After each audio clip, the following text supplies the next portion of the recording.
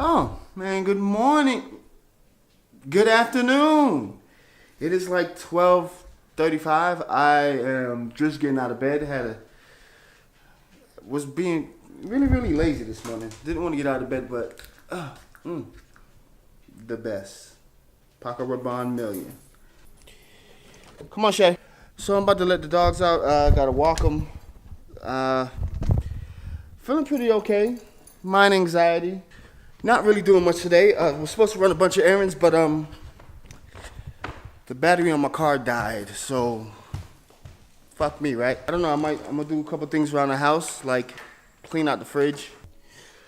Oh man! And the most humid day of the year goes to August 8th. It is fucking humid outside. I just finished walking the dog, so I'm sweating and yeah. So I had a conversation with a friend of mine yesterday. Well, not yesterday. It was like a couple days ago. And I was and you know we was talking about me having my anxiety or whatever the case may be is, and then he asked me. He said, because everybody tries to be a head doctor. He asked me. He was like,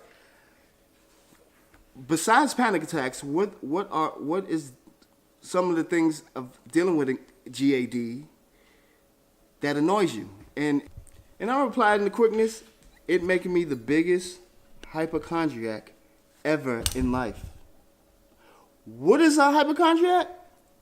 It's basically when you blow things to the extreme, even if it's not true. You think you're sick, you think you're gonna die. Basically, to break it down, if you have a headache, you think you have a brain tumor. That's how it is. And the reason why it's the most annoying thing, because being a hypochondriac is what causes a panic attack if you let the thought go, carry you down the rabbit hole. I mean, like with me, the whole day it's like I hate it. Like I'm getting better, but like you think something's wrong with you. Like every day you think something's wrong with you. Like with me, I think something's like always. Even after all the doctor visits, the blood tests, them telling me I'm fucking fine, I still freak out. Because the dickhead personality in my head, in my mind, in my brain says, he could be wrong.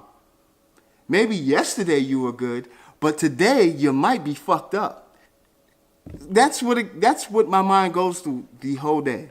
I have to get better of distracting myself from having these thoughts and letting it carry me down that shit chute called a panic attack.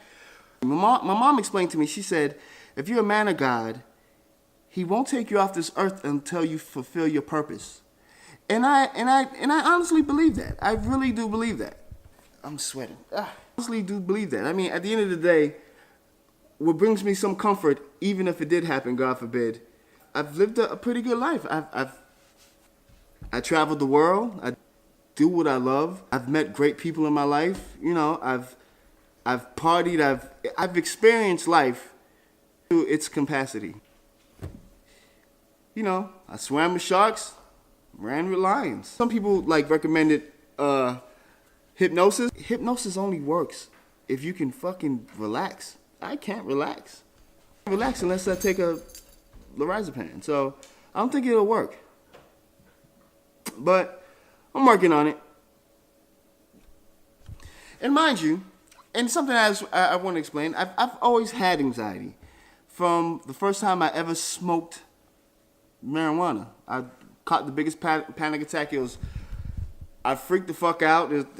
I skipped school. I freaked the fuck out. I took my little brother with me. Like, I seen bats and dragons and shit. It was, so I've had anxiety ever since I was 16. But being young, dumb, full of cum, like you literally, you can get distracted, like with the world and girls and being active. You know what I mean? And then over the years, like, I've always had it. It's just I had ways of masking it. I had ways of covering it up, like, cigarettes or alcohol. Alcohol played a big part of me covering up panic attacks. I mean, anxiety, sorry. But now that I'm 35, I think since now that I'm on downtime because of personal reasons, which we'll get to that some other time. Time to start just thinking about everything. And I think it just dawned on me now. Also, very happy today, very exciting day. I wish I could have been there. Today's my nephew's first day at pre-K. Go Mason. My sister-in-law sent me this, and this video is my sister hyping my nephew up about going to pre-K.